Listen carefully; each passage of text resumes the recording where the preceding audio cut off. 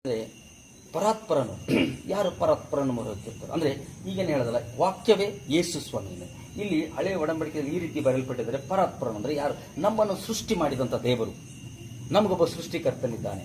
ಆ ಸೃಷ್ಟಿ ಮಾಡಿದಂಥ ದೇವರಿಗೆ ಯಾರು ಮೊರೆ ಹೋಗ್ತಾರೋ ಅವ್ರಿಗೆ ಮಾತ್ರ ಸುರಕ್ಷತೆ ಅಂತ ಇವತ್ತು ಇಲ್ಲಿ ನೋಡಬೇಕಾದ್ರೆ, ನಾನು ಭರವಸೆ ನನ್ನ ದೇವರು ಎಂದು ಹೇಳುವೆನು, ನಿನ್ನನ್ನು ಬೇಟೆಗಾರನ ಬಲೆಯಿಂದಲೂ ಮರಣಕರ ವ್ಯಾಧಿಯನ್ನು ತಪ್ಪಿಸುವವನು ಆತನೇ.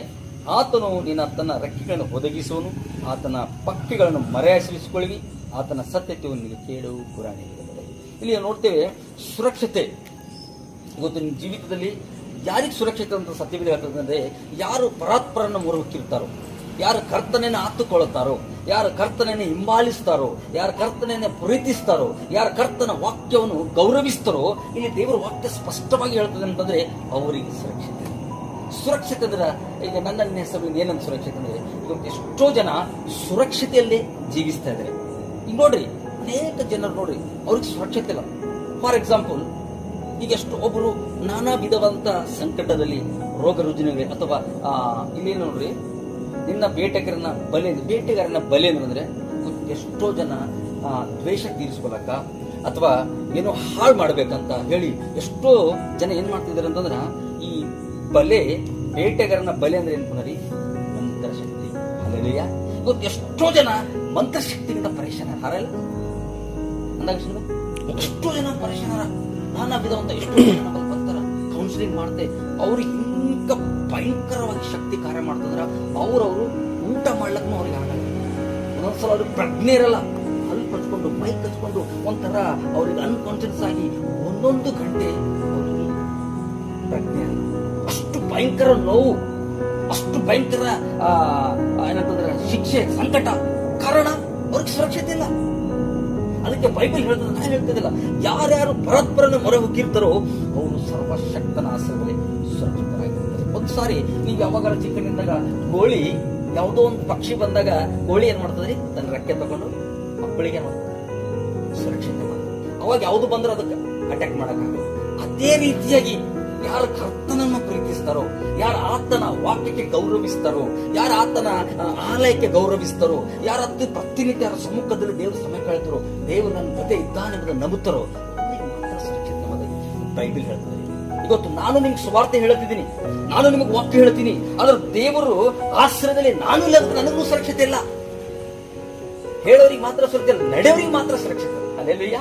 ಹಾಗಾಗಿ ದೇವರು ವಾಕ್ಯ ಹೇಳ್ತದೆ. ನನ್ನ ಪ್ರಿಯ ಸಹೋದರ ಸಹೋದರಿ, ಇವತ್ತಿನ ದಿವಸ ಎಷ್ಟೋ ಜನ ನಾನಾ ವಿಧವಾದ ಸಂಕಟದಲ್ಲಿ, ರೋಗ ರುಜಿನಗಳಲ್ಲಿ, ಭಯಂಕರವಾದಂತ ಕಷ್ಟದಲ್ಲಿ ನೋಡ್ತಾ ಇದ್ದಾರೆ.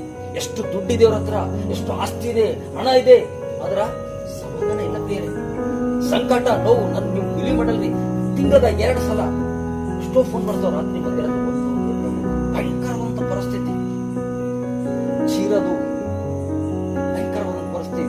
ಹೊರ ಮನೆ ತಿಂಗಳ 2 ದಿನ ಮನೆ ಹೊರಗೆ ಮಕ್ಕಳು ಅಷ್ಟು ತಕ್ಲೀಫ್ ಆಯ್ತು ಓಡಾಡೋದು. ಕಾರಣ ಲೋಕದೊಳಗಿಂತ ನಮ್ಮ ಒಳಗಿರುವ ಯಾರಿಂದ ಹೆದರಬೇಡ್ರಿ, ಯಾಕಂದ್ರೆ ಲೋಕದೊಳಗಿಂತ ನಿಮ್ಮ ಒಳಗಿರುವ ಆತನು ಕ್ರಿಸ್ತನು ದೊಡ್ಡವು. ಅಲ್ಲೆಲ್ಲೂಯ್ಯ.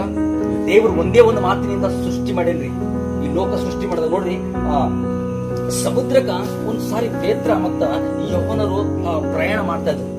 ಪ್ರಯಾಣ ಮಾಡುವಾಗ ಒಂದು ಭಯಂಕರವಂತ ಬಿರುಗಾಳಿ ಬಂದಾಗ ಪೇತ್ರ ಏನ್ ಮಾಡ್ತಾನ, ಎಷ್ಟೋ ಪ್ರಯತ್ನ ಮಾಡ್ತಾನ, ಅದು ತಡೆ ಅದ್ರ ಆಗಲ್ಲ. ನೀನೇನ್ ಮಾಡ್ತದ, ದೋಣಿಗಳು ಬರಲ್ಲ ಪ್ರಾರಂಭವಾಗಿ, ದೋಣಿ ಮುಣಗ್ಲಕ್ ಪ್ರಾರಂಭವಾಯ್ತು. ಇನ್ನು ಭಾಳ ಒಳಗ ಆಯ್ತು, ನಮ್ ಮುಗಿದ ಕಥೆ ಅಂತ ತಿಳ್ಕೊತಾರೆ. ಆದ್ರೆ ಯೇಸು ಸ್ವಾಮಿ ಅಲ್ಲೇ ಇರ್ತಾರೆ. ಯೇಸು ಸ್ವಾಮಿ ಸಹಾಯ ತಗೊಂಡ್ರು. ಅವ್ರೇನ್ ಮಾಡೋರು, ತಾಮ್ ಬಲದಿಂದ ಜ್ಞಾನದಿಂದ ಇದಕ್ಕೆ ಹೆಂಗಾರ ಮಾಡೋ ತಡೆ ಮಾಡ್ತಾ ತಿಳ್ಕೊಂಡ್ರು. ಆದ್ರೆ ಆಗ್ಲಿಲ್ಲ ಅವ್ರಿಗೆ. ಮತ್ತ ಕೊನೆಗೆ ಯೇಸು ಸ್ವಾಮಿ ಹತ್ರ ಬರ್ತಾರ, ಬಂದ ಹೇಳ್ತಾರ, ಸ್ವಾಮಿ ನಾವು ಮುಳುಗ್ತಾ ಇದ್ದೇವೆ, ನಿನ್ನ ಚಿಂತೆ ಇಲ್ವೋ? ಕೇಳಿಸ್ಕೊಂಡ್ರಿ ವಾಕ್ಯ. ಆಗ ಸ್ವಾಮಿ ತಕ್ಷಣವೆದ್ದು ಸಮುದ್ರಕ್ಕ ಮಾತಾಡ, ಏಯ್ ಸಮುದ್ರ ಶಾಂತವಾಗ ಅಂತ ಹೇಳಿದಾಗ ಇಮಿಡಿಯೇಟ್ ಸಮುದ್ರ ಶಾಂತ. ಗಾಳಿಗೆ ಮಾತಾಡ್ತಾರೆ, ಏ ಗಾಳಿ ಶಾಂತವಾಗ, ಇಮಿಡಿಯೇಟ್ ಗಾಳಿ ಶಾಂತ ಆಯ್ತದಲ್ಲಿ. ಮಾರ್ಕನ್ ಬರ್ತಾರೆ ಸುವಾರ್ತೆ 5. ನೋಡ್ರಿ, ಈ ಸೃಷ್ಟಿ ಯೇಸು ಸ್ವಾಮಿ ಮಾತು ಕೇಳಿ, ಈ ಸಮುದ್ರ ಯೇಸು ಸ್ವಾಮಿ ಮಾತು ಕೇಳಿ, ಅಂದ್ರೆ ಲೆಕ್ಕ ಹಾಕ್ರಿ ಇವ್ರು ಯಾರು? ಅಲ್ಲಯ್ಯ.